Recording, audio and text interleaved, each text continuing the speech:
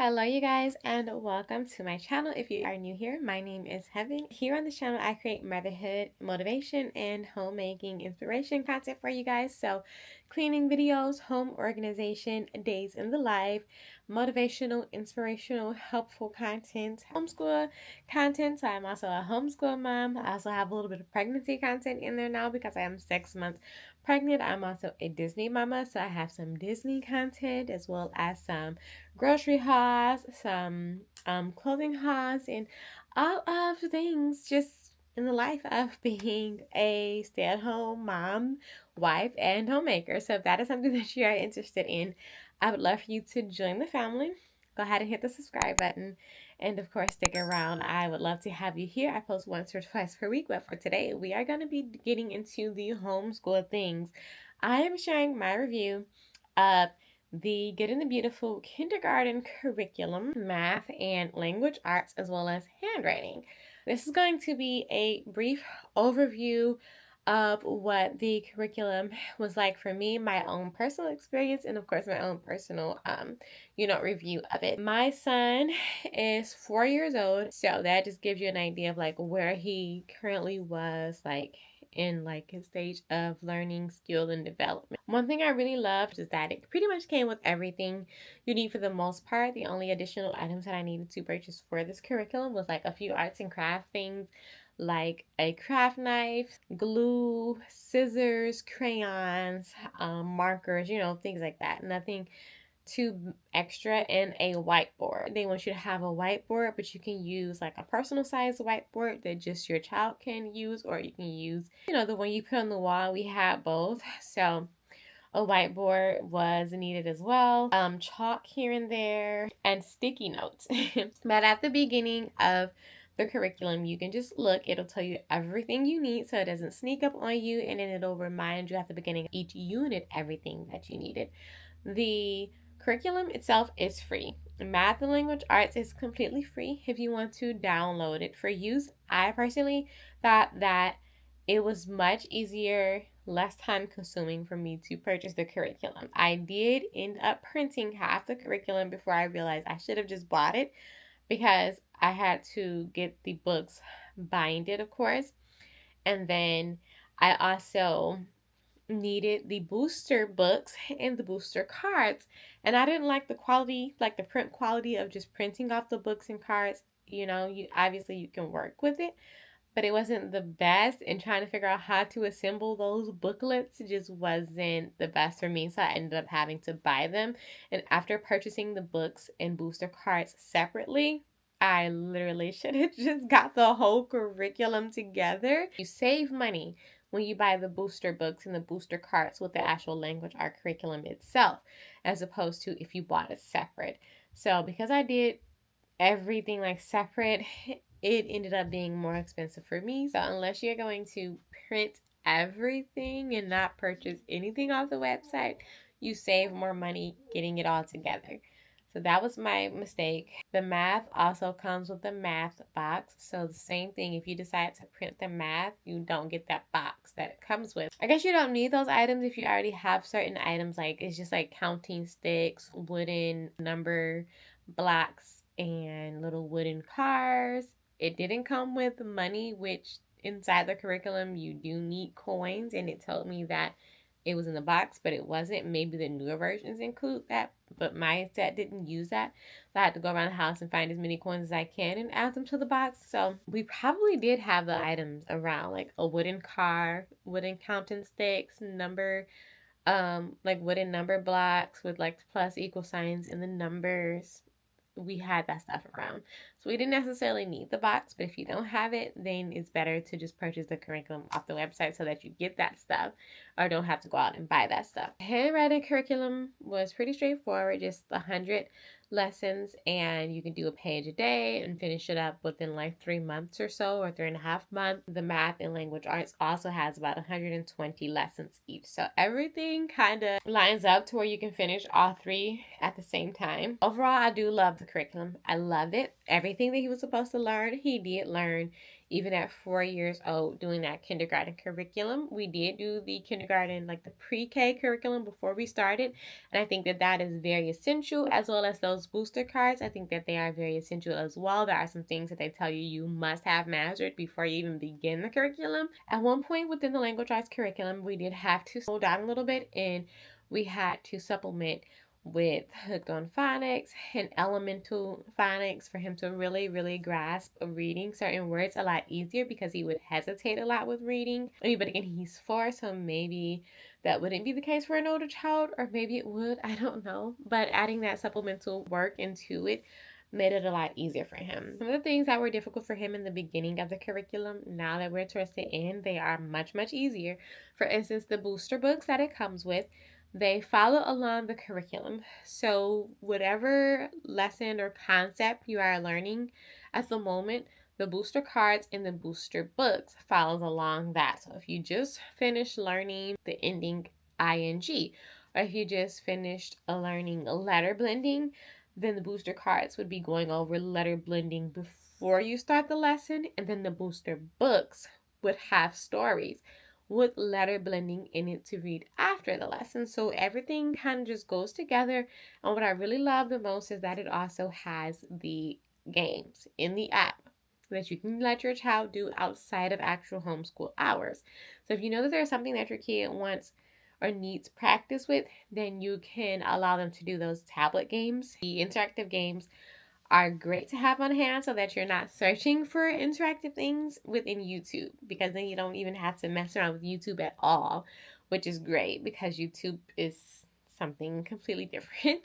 So I like that he had those games to keep him busy and give him some extra practice and things like that. There were 3 units for math and 3 units for language arts. Handwriting, I can't remember if it had 2 or 3 units. Each unit had an assessment at the end of it, a reading assessment that was timed, as well as, an assessment over everything, like all of the concepts that were covered for reading, language arts, and math. So I loved the assessments. Basically, it gives you peace of mind of where your child is, if they are on task for where they should be for the curriculum, if they are ahead, if they are behind. For instance, a reading assessment for the end of Unit 3 might say, your child should be able to read this paragraph within 1.5 to 2.5 minutes with no more than 4 mistakes. So if your child is reading it closer to like 1 minute or closer to the 1.5, they may be a little bit advanced. If they're reading it over the 2.5, they might be a little bit behind, but if they're right between 1.5 and 2.5, then they're right where they should be. So that gives you an idea of where they are expected to be, and it lets you know on your end as the homeschool parent and teacher what you need to do. Everything is in one book. So they had some geography, some poetry, some arts, literature, reading, spelling, all wrapped up inside of one curriculum, so that you didn't have a bunch of different booklets for, all of those different topics. And then some of the geography lessons were in the app, some of the spelling lessons were in the app, and things like that, so that it was a little more interactive. And they also had little activities, which some people are not fond of. Some people think that the Good and the Beautiful activities are like fluff, things that slow you down. If you don't want to do that, you can just not do it. Sometimes, depending on the type of date we're having, we would skip it. And sometimes, if I felt like he needs something a little more fun, we would actually do it. And the lessons were not very long. Like, they were short enough that if you didn't want to do the activity, you could just do the lesson and then do your own activity afterwards, because they were short enough to where you still had time left in the day to, do some interactive and hands-on life application skills and activities and physical education with your kid on your own, which, I recommend that we should do anyway. Just come up with fun activities that we would incorporate with lessons, and sometimes they would have nothing to do with the lessons. They're just meant to be fun learning activities. Starting off, we did 1 language arts and 1 math lesson. And then we got to the point where we could do 2 language arts, 2 math lessons. Some days we wouldn't touch math at all. We would only do 2 language arts. And then some days we would just do 2 math. You can split it up however you want to split it up. But with there being 120 lessons, you can still finish that up in about 6 months of a school year. So it gives you some flexibility to where if for whatever reason you needed to take some time off for like Christmas break, spring break, Thanksgiving, or if life just happens, you wouldn't quite exactly fall behind. You don't have to feel like they're lacking anything, because at the end of it, my son was very much more advanced than he was when he started. He can now read short books, recognize so many more words, sight words, and sounding things out and concepts. It's really amazing to see how far he has come within 6 months. So I'm really proud of him. Took a lot of time off, especially during like my first trimester of pregnancy. Pretty sure we almost took my entire first trimester off, and we still have finished right around springtime. So that's really great. And my son really liked the math curriculum. I don't know exactly how much I like it. I'm still trying to decide how I like the math. He got all the concepts. He's doing really, really well with it. There were a lot of concepts: money, telling time, addition, subtraction, division, counting by twos, counting by tens, counting by fives, even versus odd, two-dimensional shapes, three-dimensional shapes, measurements like inches and centimeters, weight, which one is heavier, less, plus more. So many different concepts, which I love that. Because there are so many concepts, nothing is focused on for a very large amount of time. So maybe these concepts you will still continue to focus on in first grade curriculum. And then some of them, even though I feel like he's mastered it, I'm pretty much just hoping he doesn't forget it. So as long as it's continued throughout first grade, then I don't feel like he's going to be like forgetting it. Books that they tell you to purchase, like they tell you that it's optional. It's like the My First Reader, My First Nature Reader, My First Africa Reader. It's optional, but I think that they're necessary. My son enjoyed reading those a lot better than reading the individual books. We're now going back and reading the individual books now that we're done. He read through them with the curriculum, and they were a little difficult for him to grasp, but the actual nature reader book was easier. But now that we're done, he can now go through those booster books again and read them a lot faster. One night he read me 8 books at once when he used to struggle to get through one book during the curriculum. So eventually he did grasp it. So I say use those booster books over and over and over again, because reading is just something that you get better at with repetition for sure. The curriculum itself was a really great curriculum. I was very happy with the curriculum. I don't have anything negative to say about it. I still wish that there was a little bit more like Christian concepts in it. Of course, you are gonna supplement with that if that is something you're looking for to teach your little one. I feel like they should write their name at the top of every single page and lesson, but that was nowhere inside of the language arts or math curriculum. It was only in the handwriting booklet and just every few pages or so, not on every page. So I think that they need to incorporate name writing on every page of like maybe math and language arts. In my personal opinion, I think it's important we write our name at the top of everything. They also had some life skills stuff where you had to remember phone numbers, you had to remember your address, and that was great. Overall, I really still loved it. It's a beautiful curriculum, very easy to follow. Even my 4-year-old to catch on to and master and enjoy it. We never felt like it was a hassle or anything like that. We enjoyed the curriculum. We are going to continue using the Good and the Beautiful curriculum because I think that they teach him the concepts he needs to know plus so much more without making it too hard. And that is the best part. That's what we look for. We want them to learn everything that they can learn, maybe even a lot more, but we still want it to be very easy to follow and interactive, and that is what the Good and the Beautiful does well. For the summer, we are definitely going to switch over to the Horizons curriculum. We're going to go through the kindergarten curriculum for the Horizons as review, which is reading and phonics, math, and health. And it's a huge set. But we're going to do that. That's what we're going to be working on for the remainder of this year. We're going to start in May, and we're going to work on that all the way through December.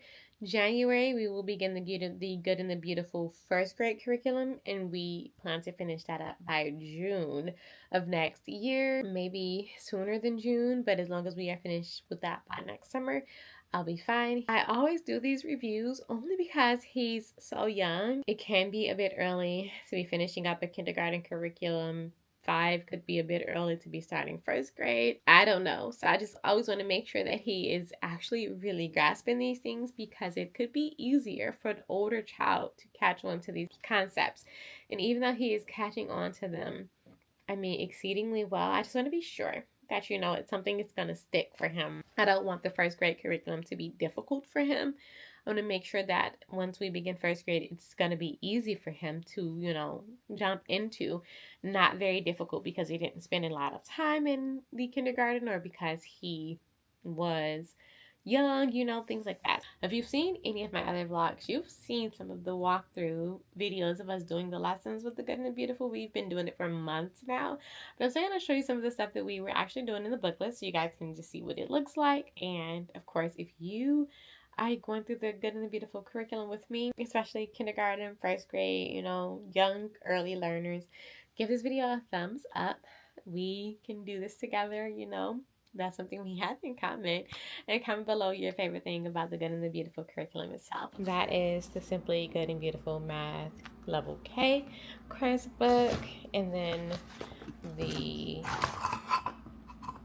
manipulatives that it comes with. Now this is the second half of the Language Arts Literature Level K course book that I printed out. And I had to print it out in 2 books because they only had binding big enough to split it in half this way. But it covered phonics, writing, reading, grammar, and punctuation, spelling, literature, geography, and art. And just like the math, it gives you an idea of the things that you need to do before each unit. So lessons 1 through 40 was unit 1. So here, our second book, we started at unit 40 for unit 2. It tells you the spelling words and things that you'll be working on with the Letter Tiles app. So you would need the Letter Tiles app and the Good and the Beautiful Homeschool app, story sequence, tracing, writing, all of that good stuff. It also has like chapter stories, which was really fun to go through with him. Basically a lot of reading and some spelling. Of course, the activities that they throw in there that you can do, that's optional. Again, when you start a new unit, it tells you everything that you would need, so a little bit more than what you would need for the math. The spelling words that you'll be working on, everything that you'll be going over, for instance, punctuation, fluency, literature, appreciation, compare and contrast stories and characters, respectful conversation, rhyming, reading unfamiliar words, capitalization rules, poetry and memorization, art and geography, parts of a book, nouns, verbs, plurals, categories, antonyms, oral narration. And then these are some of the spelling word concepts. So the TH sound, the SH sound, the CH sound, the EE sound.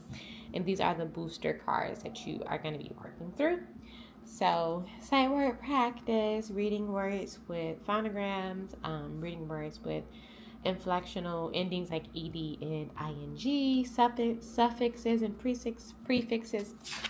So it gives you everything in here that basically you're going to need. These are the nature readers that are optional to purchase. I highly recommend that you get them because I like them more than the booster books, which looks like this.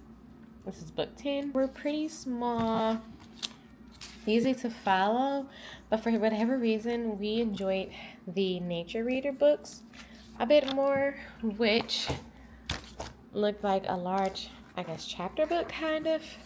But I think it's the size of it that made us like it a bit more, as well as the texture of the pages. Easier to turn the pages. One line on each page made it a lot easier to read through. The pictures were bigger as opposed to multiple lines on one tiny page. One line on a larger page was easier for him to follow than many lines on a smaller page, if that makes sense. And then the pages were kind of like silky smooth, which made it difficult to turn versus the rougher texture of this one. So that is how I felt about the nature readers and the booster books. By the end of the unit, needed to read this size paragraph.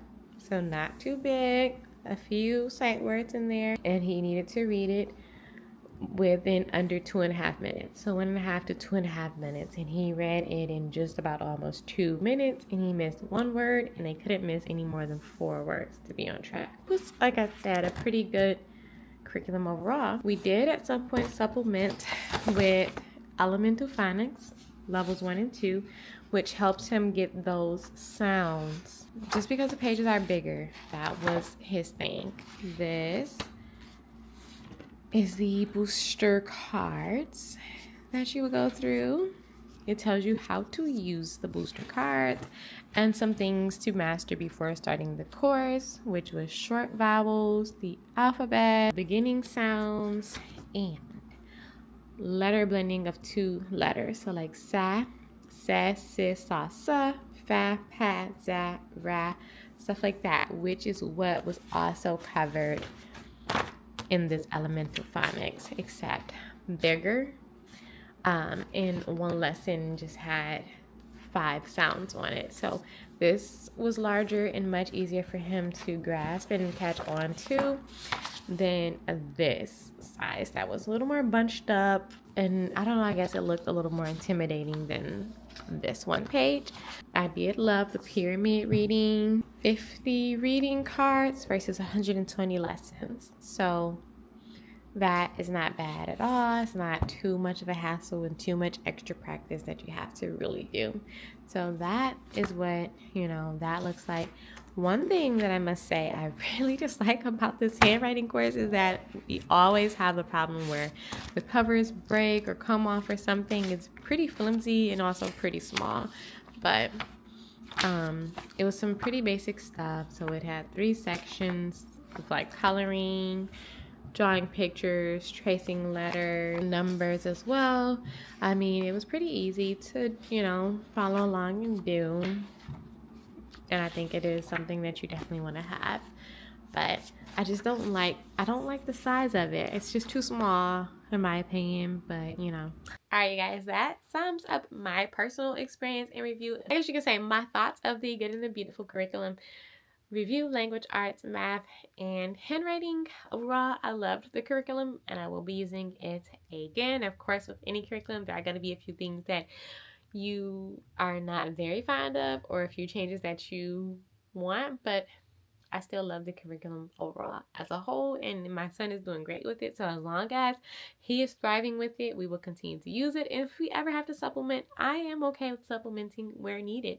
So those are my thoughts. Let me know what you guys think of the Good and the Beautiful curriculum. I hope that you guys enjoyed this video and found it to be helpful. If you are considering purchasing that curriculum, just give you an idea of what to expect, how many lessons, how long it takes to complete, how easy it is to grasp and, catch on with. I hope it was helpful for you in that way. And again, if you are new here and you haven't joined the family yet, what are you waiting for? Go ahead and subscribe and hit the notification bell so that you will be notified when I post another video. I am a motherhood and homemaking vlogger, as well as a homeschool mama and a Disney mama and a pregnant mama, a stay-at-home mama, stay-at-home wife, all of the things. So join the family. I would love to have you here.